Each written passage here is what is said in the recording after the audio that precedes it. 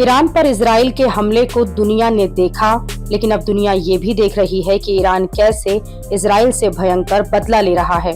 Israel के पास जबरदस्त air defence system है, लेकिन फिर भी इजराइल ईरान की मिसाइलों को तबाही मचाने से नहीं रोक पा रहा है। इजराइल के तेल अवीव में ईरानी मिसाइलों के अटैक से कई बिल्डिंग्स खंडर बन गईं। कई घंटों तक मलबा हटाया नहीं जा सका। ईरान ने यहाँ ऐसा जबरदस्त अटैक किया कि 100 मीटर तक बिल्डिंगों के शीशे, खिड़कियां उखड़ गई। तेल अवीव के बेट एम में ईरानी मिसाइलों ने तबाही मचाई। इसके अलावा इजराइल के तमारा में ईरानी मिसाइलें गिरी।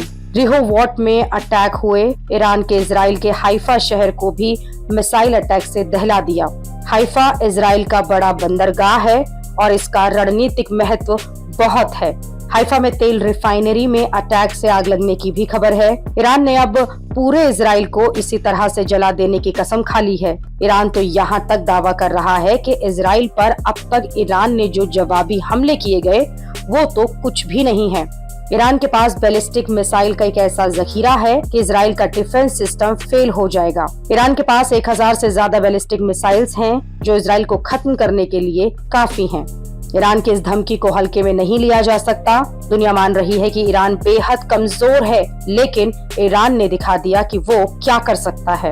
इजराइल पर ईरान की मिसाइलें 3 दिन से लगातार गिर रही हैं। 50-50 मिसाइलें एक साथ आ रही हैं। इजराइल के लिए आसान नहीं है इन सब मिसाइलों को रोकना। इसलिए इजराइल अब ये कहने लगा है कि इजराइल का मकसद ईरान में मौजूदा सत्ता को हटाना नहीं है।